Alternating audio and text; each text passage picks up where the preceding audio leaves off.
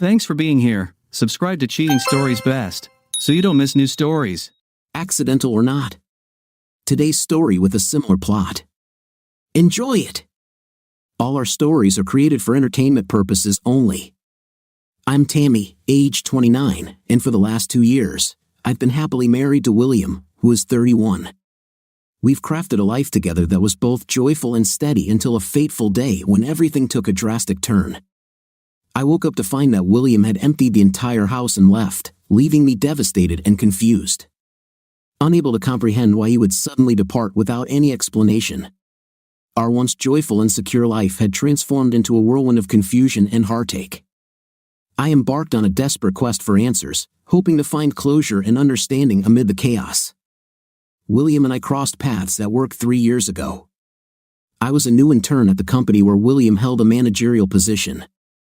Working closely under his supervision led to us spending more time together, and this brought about a strong physical attraction. There was no denying his handsome appearance, and I could sense the way he looked at me and the impact I had on him.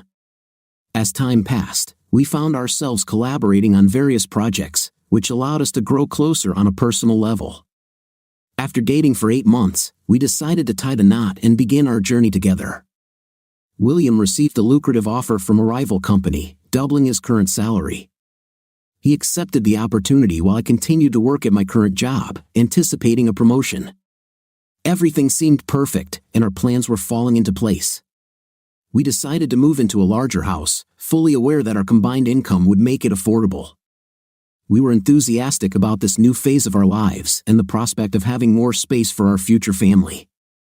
However, the sudden change in our financial situation brought its share of challenges as we had to adjust to a higher cost of living. Nevertheless, we remained optimistic and committed to making it work, believing that better opportunities were waiting for us. 2 months after moving into our new home, I was promoted to a new role that was quite different from my previous one. The position demanded a steep learning curve and significant time investment. The pressure mounted, leading me to turn to alcohol as a means of stress relief. My stress drinking soon escalated into an obsession. Although William expressed concerns about my drinking habits, I brushed them off, falsely claiming that I had it all under control. Over time, my alcohol obsession took a toll not only on my physical health but also on my relationships and overall well-being. It became evident that I needed to seek assistance and address the underlying issues that led me to use alcohol as a coping mechanism. Recognizing William's concerns and acknowledging the seriousness of my obsession marked a vital step toward my recovery.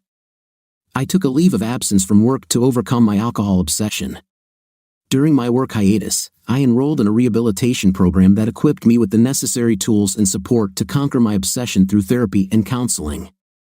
I identified the root causes of my reliance on alcohol and developed healthier coping strategies. Although it was a challenging journey, with the guidance of professionals and the support of loved ones, I successfully overcame my obsession and regained control of my life.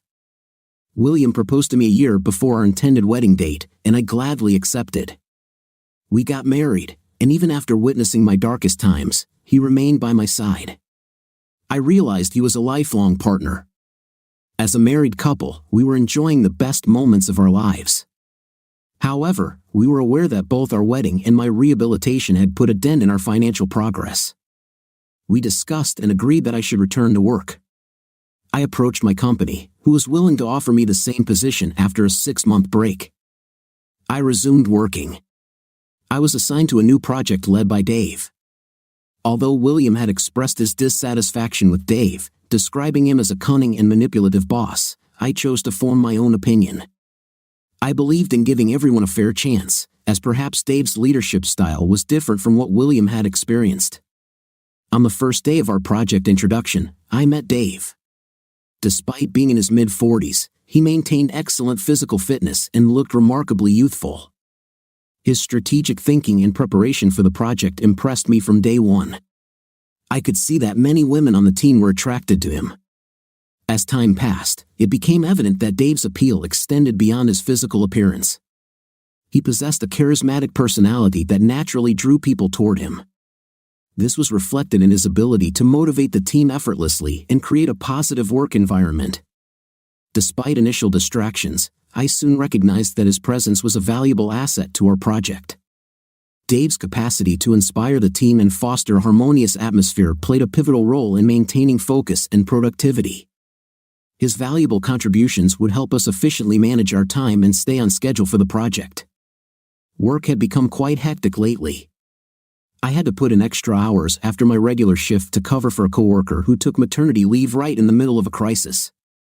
I hardly had the chance to sit down and have a proper conversation with William.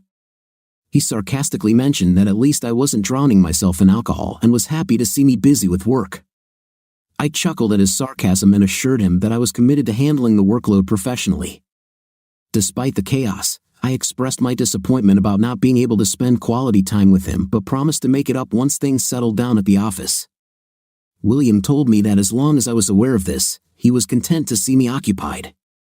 I kissed him and said that I always cared and hoped to spend time with him, which was very true. William smiled and replied, "I know you're dedicated to your job, and I appreciate that. We have plenty of time together once things calm down." His understanding reassured me, and I couldn't wait for the day when we could finally enjoy uninterrupted quality time together. I thanked him for his support and understanding, assuring him that his encouragement meant a lot to me. I promised to prioritize our time together once the work situation improved and expressed my gratitude for his patience during this busy period. I also mentioned that I had been feeling a bit overwhelmed lately and appreciated his patience and understanding. William nodded sympathetically and said, "I understand how important your work is to you, but remember to take care of yourself too. We'll make sure to plan something special once everything settles down." His words made me even more grateful for his support and filled me with anticipation for the future. It had been an incredibly busy month. I was the one shouldering most of the responsibilities to complete the project. There were times when Dave would reach out to me outside of work hours to ensure we stayed on track and met our project deadline. This situation led to me bringing work home and spending a lot of time on my phone even after returning home, with Dave and me exchanging messages and calls at odd hours of the night. Sometimes I'd even get up in the middle of the night to work if I couldn't sleep. Dave assured me that I could reach out to him any time, day or night, if I needed help, so we could work together to complete the assignment. William complained a few times about my unusual working hours even after coming home. I explained to him that it was just a phase and it would end once the project was finished. He wasn't thrilled with my late-night calls and messages to Dave, but I assured him that they were all work-related and necessary to keep him informed about my progress. I reassured William that once the project was done, I'd make our relationship a top priority and create more time for him. I emphasized that my dedication to work was temporary and essential for the project's success, promising to make it up to him once things settled down. As I got deeper into the project, Dave and I became more informal with each other. We often cracked jokes to relieve stress, and this informality extended to our calls and messages. We had inside jokes that only we understood, and we'd laugh at those references. People began spreading rumors about Dave and me becoming close, especially among the women. I could sense jealousy in their eyes whenever they saw us talking cordially. The rumors quickly spread and reached William's ears. One day I came home to find William anxiously pacing, waiting for me. Without even putting my things away, he started asking questions. He wanted to know if something was going on between Dave and me. I assured him it was just baseless gossip driven by jealousy, and there was no truth to any of the rumors. William didn't seem convinced. He said, "Where there's smoke, there's fire, and if everyone thinks they see something, there might be some truth to it." He was upset because he'd always had a feeling that Dave was trouble. Maybe I should have kept my distance from him and how he manipulates people into situations that benefit him. I was already tired from work and couldn't keep my cool to discuss something that wasn't even real. I told William it was his choice whether to trust his wife or trust the people spreading these false rumors about his wife. I stormed off to our bedroom because I didn't want to waste my time on something so unimportant. I was mad at William for not trusting me more than his former colleagues. This led to a lot of arguments between us in the following days. William kept asking me who I was talking to, texting, and meeting. It didn't feel like he was coming from a positive or protective place, but more like a detective interrogating a criminal. I told him we should maintain some distance if he was going to keep behaving like this, so being the sulker he was, William stopped talking to me. He said if I respected our relationship, I would try to keep my distance from Dave. I found it ridiculous because Dave was my boss, and I had to interact with him minimally to do my job. The next day I went to work in a bad mood, irritated with William for not trusting me and doubting my commitment to our relationship. Dave noticed and asked if I was okay. I gave him a fake smile and got back to work. After everyone left, Dave and I stayed behind to work on a report. He brought coffee and said he was willing to listen if I had something to share about what happened with William last night. Due to recent tensions, I started telling Dave about the argument with William. Dave listened patiently and assured me things would get better once they settled down. I felt grateful to Dave for listening, and suddenly I hugged him without thinking. It was a mistake, and there was a strange physical tension between us, which led to us kissing. We quickly realized what had happened and pulled away, feeling embarrassed. The incident created an awkward atmosphere between Dave and me, so we both agreed to give each other some space to process our emotions. We understood that addressing the situation was crucial to keeping our friendship intact and avoiding more complications. Things stayed awkward between Dave and me for a few days. William's silence didn't help either. I felt like there was no one to talk to about how I was feeling, which was mostly terrible. It was eating me up inside. My top priority was to mend things with William. Once that was sorted, I could clear my mind and handle other matters. Now it was mid-December, and our project was nearly complete. Work was getting a bit easier, so I took the initiative to repair my relationship with William. I cooked his favorite dinner and set the table just the way he liked it, hoping to reconcile and put our differences behind us. I knew William never liked Dave from the start, and that made it hard for him to see things objectively. Plus, there were rumors going around about me and Dave. I sat down with William and assured him that he was the only one I truly loved. Dave was just my boss, and I had to work with him until the project wrapped up. After that, I promised to join a different team to put William's mind at ease. This cleared up his doubts about me having an affair with Dave. It felt good to have an honest conversation with William and resolve our issues. I expressed my desire for our bond to grow stronger in the coming year. It made me happy to have patched things up with William. We discussed our future plans and agreed to keep communication open to ensure a smooth transition once the project was done. I conveyed my appreciation for his understanding and assured him that our personal relationship would remain strong and unaffected even though I changed teams. The annual New Year party hosted by our company was approaching, and Dave suggested inviting William so that he could meet my colleagues and dispel any doubts he might have had. I thought it was a brilliant idea. I informed William that my boss had specifically requested that I attend the party with him as he was eager to meet the man I often spoke about.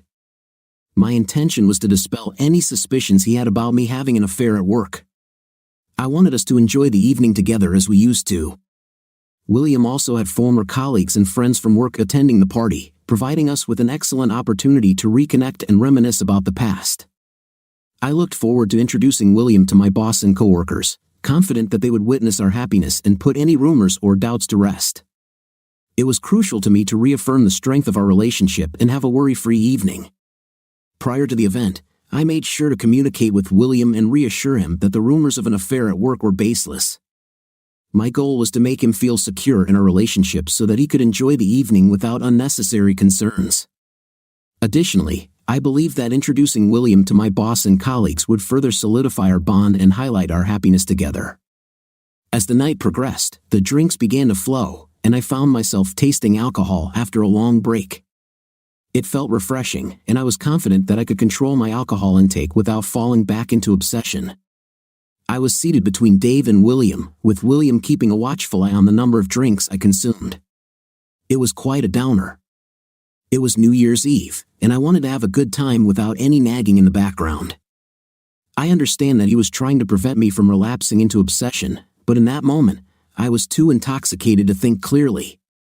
I just knew that William was putting a damper on the party, so I turned to Dave and struck up a conversation with him. We were both extremely drunk and had lost our moral compass. I had flashes of that night when I accidentally kissed Dave. We decided to move past it and forget about it. After that, my memory is a blur. I woke up the next morning and realized that most of our belongings were gone. At first, I couldn't believe it was our own house. Nearly everything had vanished, and for a moment, I thought we had been robbed while we were asleep. I had a throbbing hangover and began searching for William. I walked through the house and noticed that not only was William gone, but everything except the bed was missing. I attempted to call William, but his phone was switched off. I hurriedly splashed some water on my face in an attempt to sober up. There was a note from William that read, "Congratulations on a new year with new beginnings and new people in life." I was left in shock. I couldn't tell if it was a prank or if this was actually happening. My mind raced with confusion and disbelief as I read the note repeatedly. Feelings of abandonment overwhelmed me, and I desperately looked for any clues or explanations, hoping to make sense of this bewildering situation. My heart sank when I realized that William's note meant he had left me without any prior warning or explanation. Various questions raced through my mind, pondering why he would choose to start the new year by abruptly ending our relationship. The weight of uncertainty and sadness settled upon me, leaving me with a profound longing for closure and answers. I decided to sit down and try to recollect what might have caused William to change so drastically.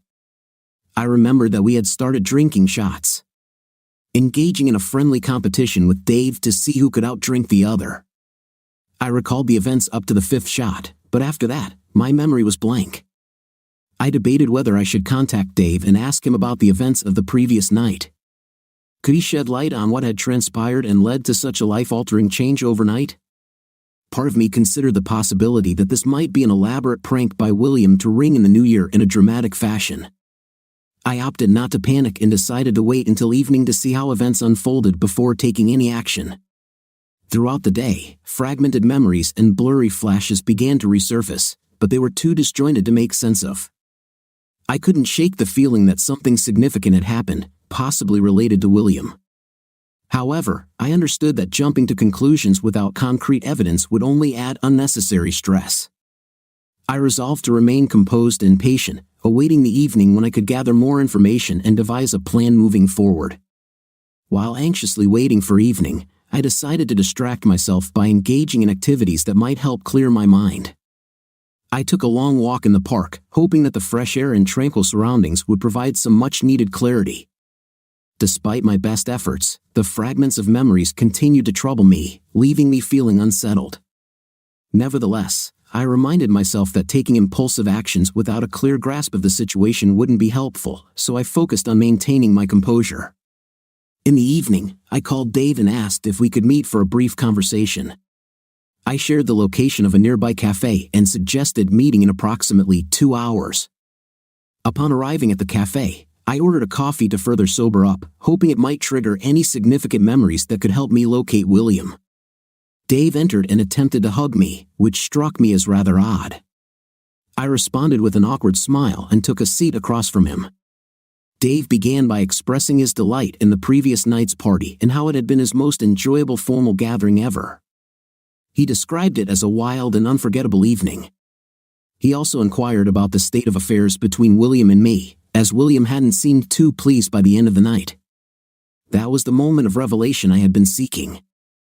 I requested Dave to provide me with a detailed account of what had transpired, as I had no recollection of the events.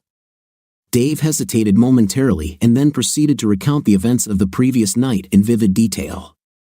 According to him, we had engaged in a shots competition, and William had tried to prevent me from drinking more.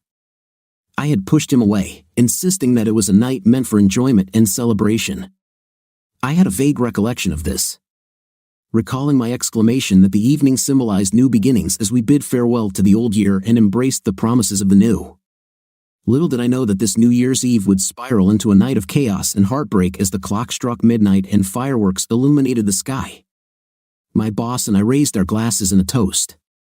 I had no inkling that this innocent act of celebration would set in motion a chain of events that would turn my life upside down. Following a heated argument with William, he stormed out, leaving Dave behind to console me. As Dave spoke, I desperately tried to piece together my fragmented memories, hoping to uncover the truth of what had occurred. Dave and I engaged in conversation, and I began to vent my frustrations. Due to our intoxicated state, we both lacked sound judgment and ended up engaging in a physical encounter. When William returned after cooling down, he discovered us in that state. Understandably, he was furious and forcefully separated me from Dave. He then escorted me out of the club and waited for a taxi. Dave mentioned that this was all he witnessed and assumed we went home. I sat in silence for a while, attempting to process everything I had just heard and to see if I could recollect any additional details. Dave inquired about the status of my relationship with William.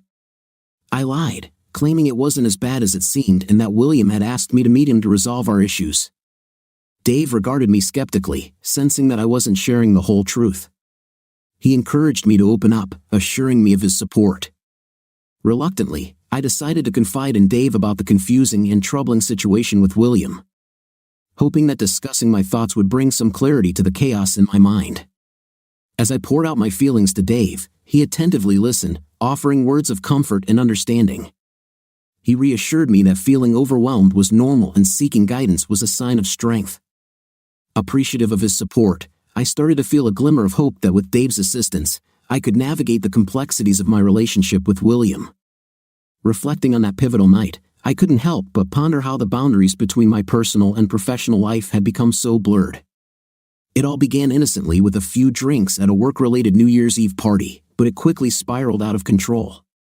My boss and I ended up quite drunk, and at that moment, any semblance of professional decorum seemed to vanish. So here I am, left with an empty house containing only a mattress and nothing more.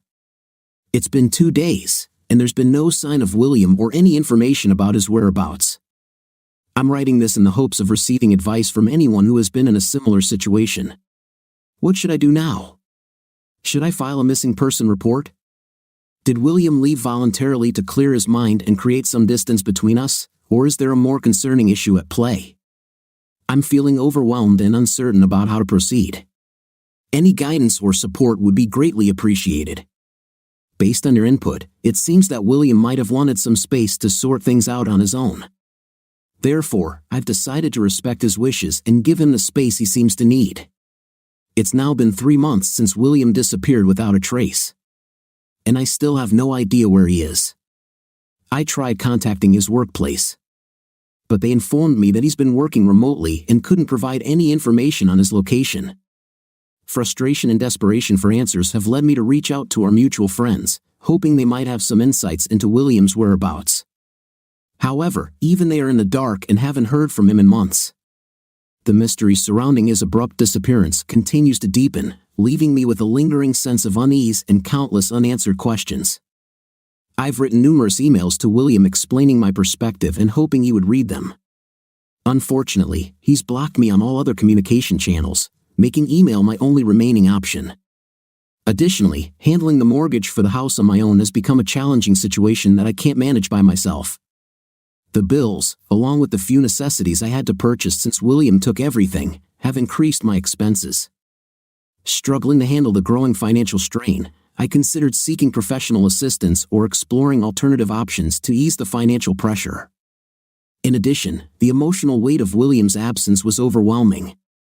I grappled with feelings of abandonment and uncertainty about our future together. I found a supportive friend in Dave, who partially felt responsible for how my life had turned out. I assured him that my situation was solely a result of alcohol, and there was no one else to blame but myself. Dave listened attentively as I shared my regrets and mistakes, offering words of comfort and understanding. Despite his reassurances, I couldn't help but wonder if there was any truth to his sense of responsibility. However, Dave's unwavering support reminded me that true friendship means standing by each other through thick and thin, regardless of who bears the blame. As we continued our conversation, Dave shared his own struggles and errors, emphasizing that we all make choices that lead us down different paths. His empathy helped me understand that while he may have influenced some of my decisions, ultimately, my own actions determined the outcome. Together, we pledged to support each other in making better choices and creating a brighter future. I was about to express my gratitude to Dave by hugging him when I heard William walk in. He accused me of faking not having an affair with Dave and claimed that he now had proof of my actions during his absence.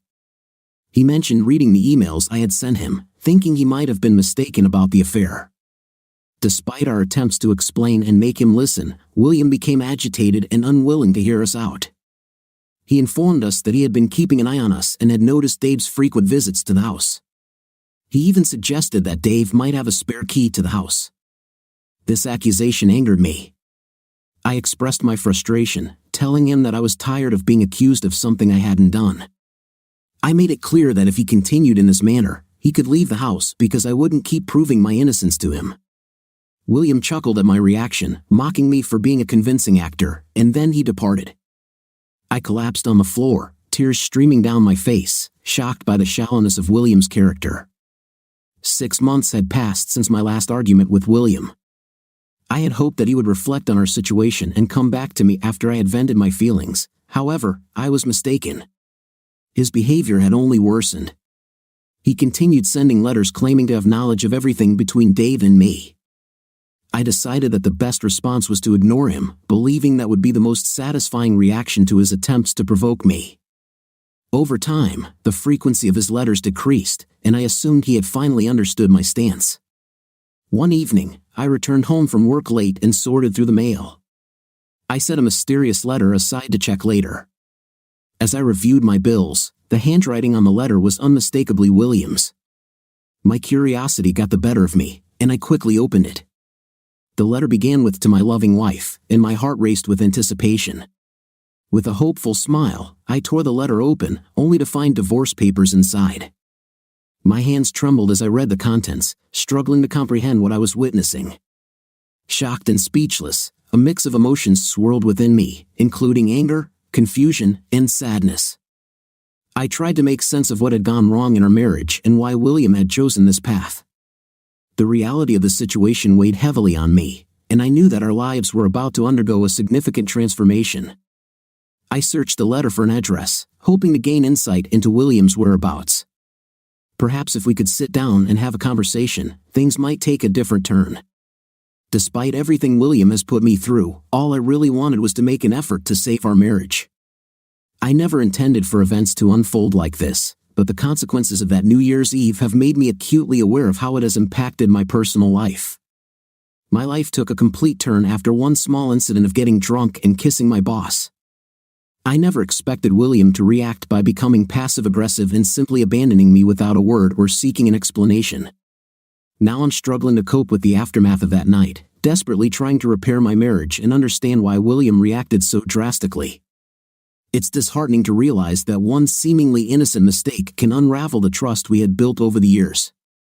It's a harsh reminder of the importance of setting clear boundaries between our professional and personal lives. Facing this hard truth, I've come to understand the need to establish clear boundaries between my work and personal life.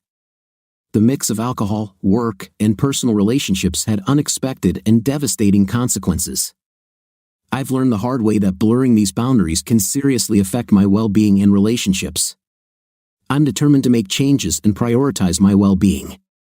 This experience has awakened me to the need for a healthier balance between my work and personal life. I've decided that I won't let William or anyone else undermine my self-worth. I made some mistakes, but that doesn't make me a bad person or a cheater. I did kiss my boss when I was vulnerable, but if William had just talked to me and tried to understand my feelings, maybe all of this could have been avoided. I'm not here to blame anyone for how my life turned out. This is me venting and using this post as a reminder that you never know when someone might turn their back on you. To all the women out there, if your partner doesn't care about your feelings, I'd advise you to put on your sneakers and walk away. The relationship isn't worth it if you won't try to see things from your perspective or understand why you did what you did. I'm not here to generalize about all men, it's just one significant red flag to watch out for, in my opinion.